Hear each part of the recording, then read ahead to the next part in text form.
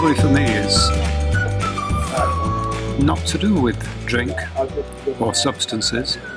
It's to do with occurrences, particularly one occurrence, which was when in July last year my wife died. We'd been married for 57 years, knew each other 3 years before that, so it's a lifetime of knowing each other. And we'd really got into each other's pockets, as you might say. We'd become one. Every decision we made was a joint decision, whether it was buying a new piece of furniture or choosing a pair of shoes. And obviously then, when Marjorie died, there was a great big hole. I've described it before as a hole that was 60 years deep. And it left me with a huge hole in my life. And I was a bit lost, a bit depressed, well, a lot depressed, prone to crying for no apparent reason. Memories came up and hooked me. And it was only because I got good family, smashing family and friends around me that I kept my head above water, I suppose. And it was a family member who finally came to the rescue. That was my niece Amy, who works for Salford Council in recovery services, well-being services, who said she was starting a drumming class because my son Colin, who is a professional musician, had said to her it was the best possible thing to get people out acting as team members and proving to themselves that they had something to offer and could learn something and get pleasure out of it and get pleasure out of being a member of a team, and the friendship and everything and support that gave them. Started off with about 5 members and now it's up to 25. We've had one paid gig, we've got another one even better coming up. We've played for the Manchester Run, the Great Manchester Run, supporting the runners as they started to weary as they came past where we were playing. We've been in the Manchester Parade. We were in the Manchester Pride only this last weekend, Sunday. That was great. And VoiceBox, which is what I'm involved in terms of helping with the recovery service that Amanda Clayson set up, has been tremendous because that's allowed me to put something back in and work with a lot of enthusiastic and dedicated people. So that's me, more or less, as we stand at the moment. Oh yeah, and I've joined a writing group. My feet aren't touching the ground, I've got so many things going on.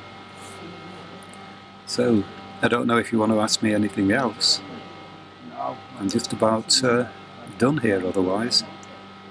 But yeah, my life's turned around, as they say, and I'm doing well. And I'm talking to the VoiceBox anonymous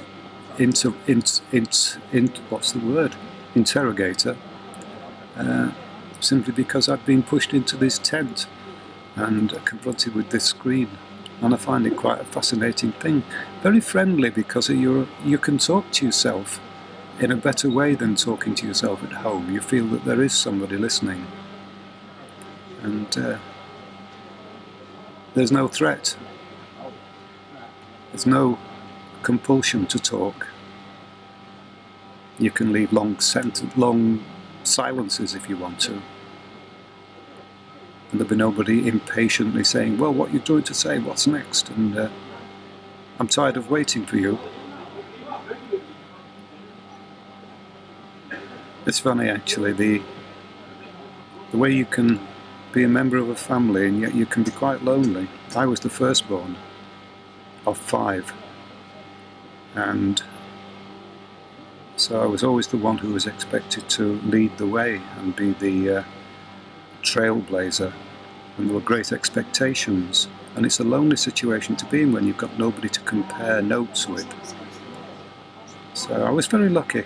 I had a good family around me, my mum, my dad, my brothers and sisters eventually when they were old enough to understand what was going on.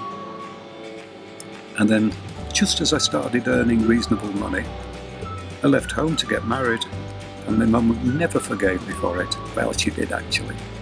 my dad was proud of me, just like I'm proud of our two children now. We brought them up to respect other people and not to hurt people, whether it was by word or by actual physical attack or stealing or anything like that. And to be kind to the environment. Never to drop litter. They still come home, they're both in their 50s now, and they still come home and empty their pockets of toffee papers and things like that, which is another reason to be proud. We never told them, you've got to be tidy. I suppose we just did it by example. They saw us picking our things up and never throwing anything on the floor. It's a good old world, if you're prepared to put something back in. And that's more or less all I've got to say. Except that I'm very, very pleased to be a member of this organisation, VoiceBox, and to be well recovered, touch wood, now.